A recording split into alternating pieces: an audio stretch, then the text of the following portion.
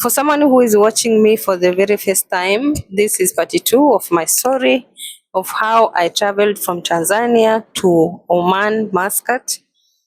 And if you want to follow this story up, you can just go back and watch part one and then come back and continue with part two. So from part one, we left when I landed in Muscat now.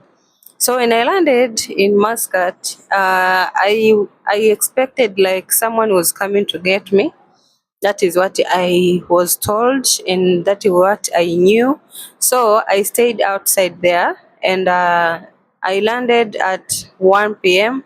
So I stayed there until 2, and then came 3, and then I was like, is the person who is coming to get me, is he or she not coming to get me? Because remember, I didn't have anything to eat from last night until that time, and I was very hungry. I was just looking around. I didn't know anyone. I don't speak their language.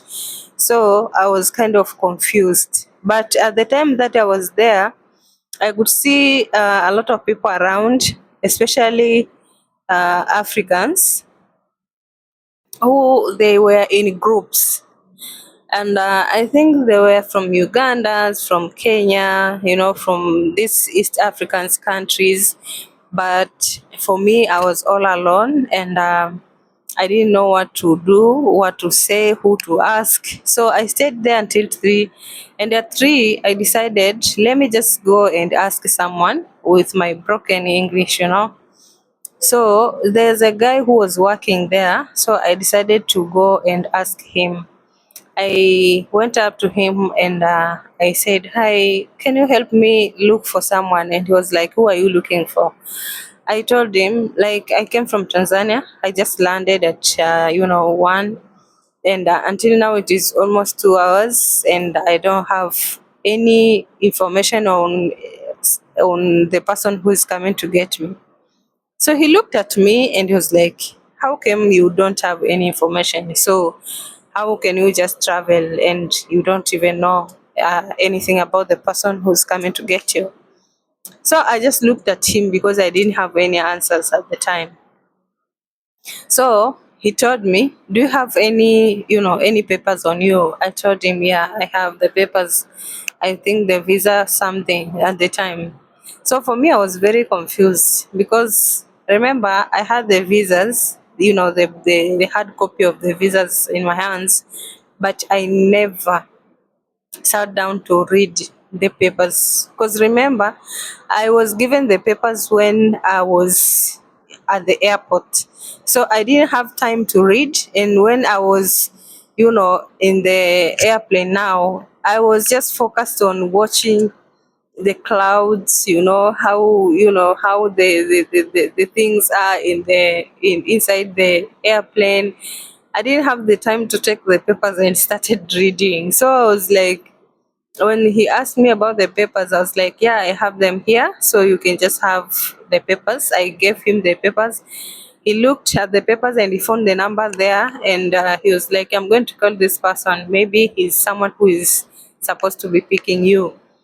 I told him, "Okay, you can just call him." So he called once and then twice, and no one picked the phone. So he told me, "Just go and sit there. I think someone is coming to get you. Someone will come to get you because I know you kind of people who come here without knowing anything. You're just coming to work as a housemaid." I looked at him. I was a little bit offended. I don't know. I don't even know why, but he said, "You kind of people who came here from Africa and you are coming, you don't even know where you are going.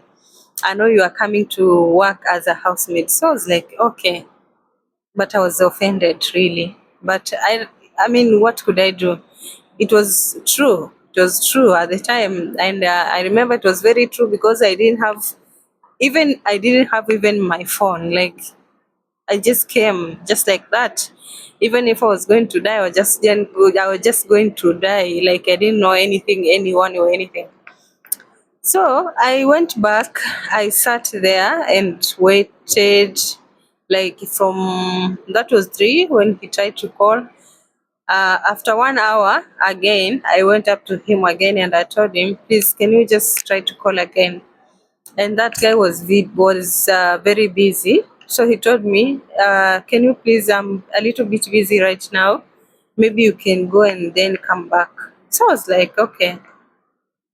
Maybe he was just tired of trying to call someone who is not going to call back, or maybe he knew uh, someone must come and get me. So for me, I just kept quiet. I went back and I sat. That was 4, and then 5, and came 6. So I was like, am I going to sleep here? Remember, I landed at 1, and now was 6, and I didn't have anything to eat. I don't know anyone.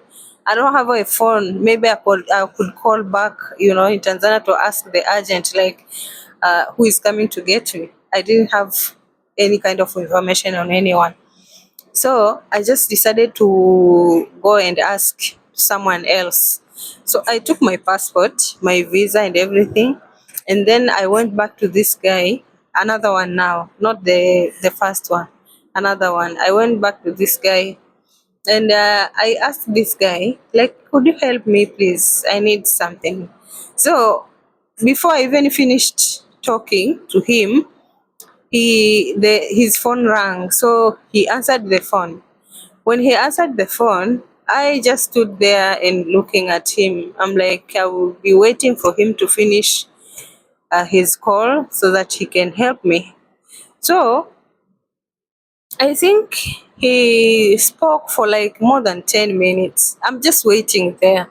I don't even know why I didn't move to another guy. I was just looking at that guy because he seems nice, He seems nice. Sometimes you can just wake up to people, just want to ask something, but you look at someone's face, expression, and everything, and you're like, oh, this guy, no, I can't go up to him. So I looked at that guy and I was like, oh, this guy's looks good, decent enough, like kind.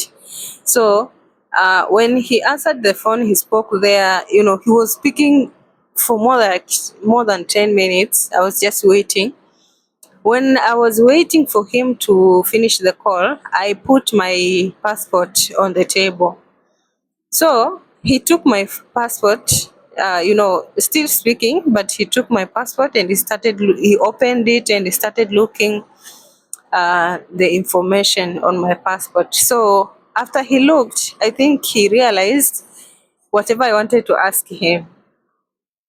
So he just looked at him and smiled. And me, I was like, I'm not leaving here. I'm waiting for this guy to finish his call and then I could ask him if he could help.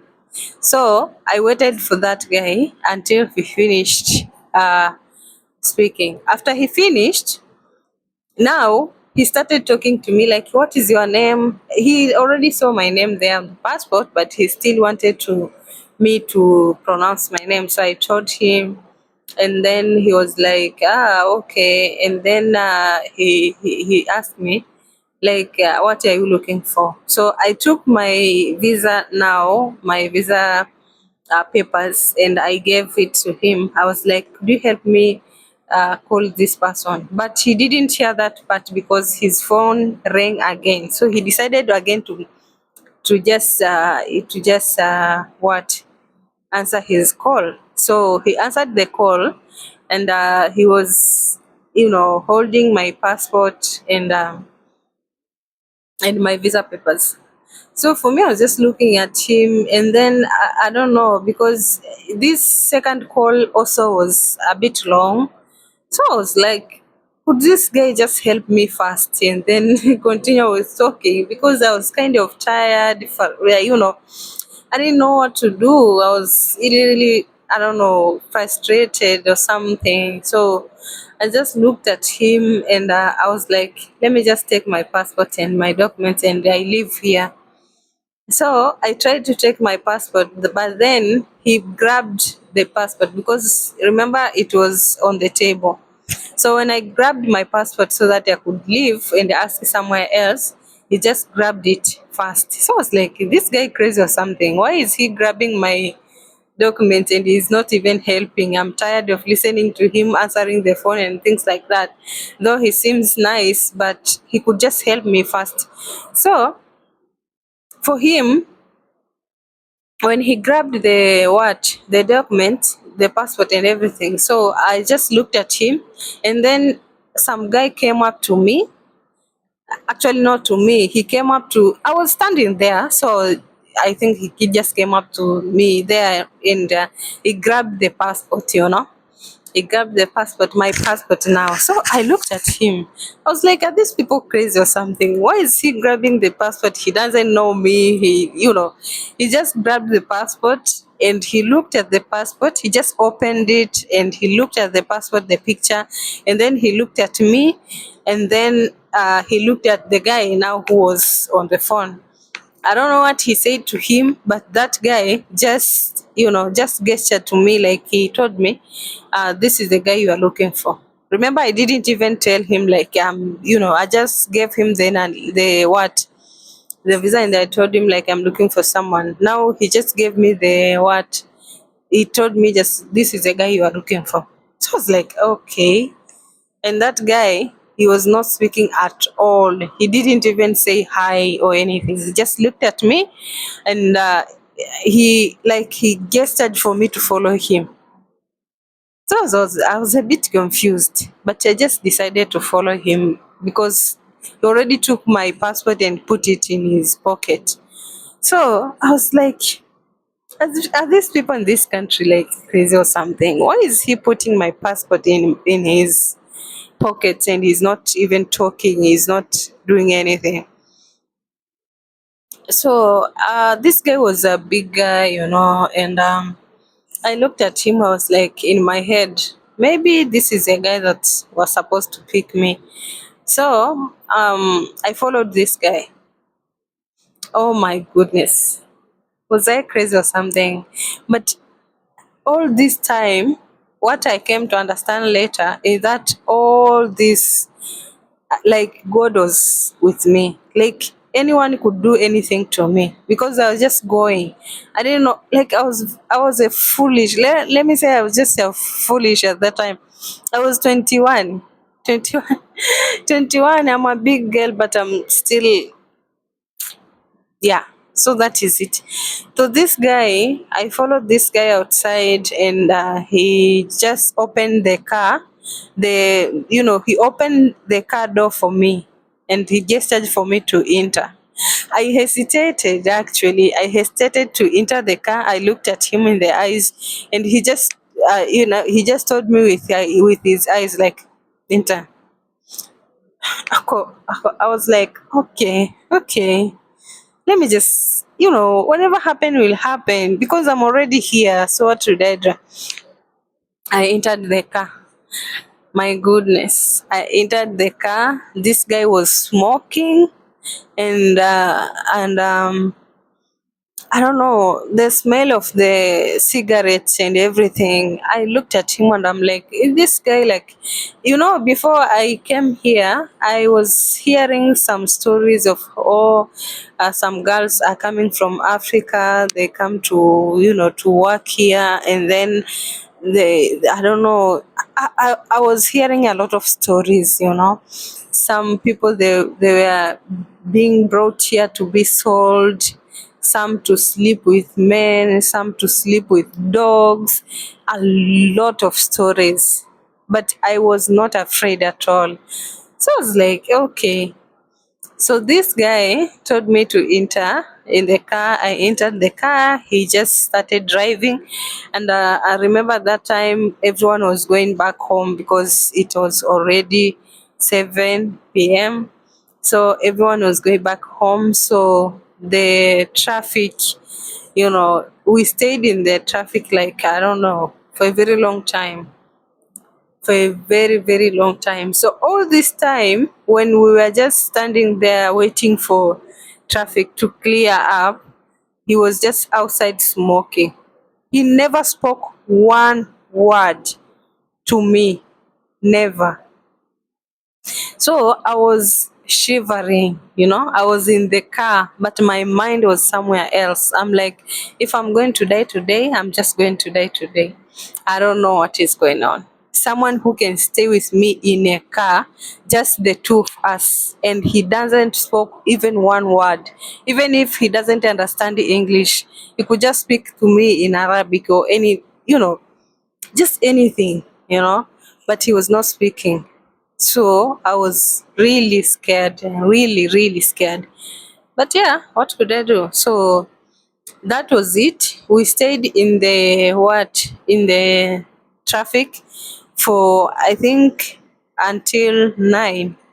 From 7 to 9, we were still, and we were supposed to drive 3 hours from the airport. So when we are still on the road, he stopped somewhere and he told me to get out of the car. He stopped somewhere and he told me to get out of the car. And the place that he stopped is the place that I didn't, there was no one there, like no one at all. So now I was like, I'm very sure whatever is going to happen right now, I'm going to die. This is it. I'm going to die. So I was shivering. I was very afraid.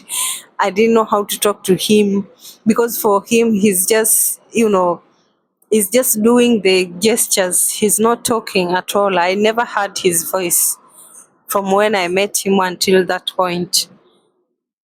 So yeah, we'll continue the another part because it was already 16 minutes and I don't want this video to be very long because I'm using a phone to upload, so it will be very long. But we just in the part 3, I will explain to you what happened after he told me to get out of the car in the middle of the road, and then I will explain how it went out. For today or for now, thank you for watching. Please keep uh, don't forget to subscribe, to like, to comment, and tell me whatever you want to hear from this story. Because as I'm going, I am sure there are some questions that you are going to ask me. So I want you to ask me whatever you want to ask me, and I will be answering for sure. So yeah, thank you and bye.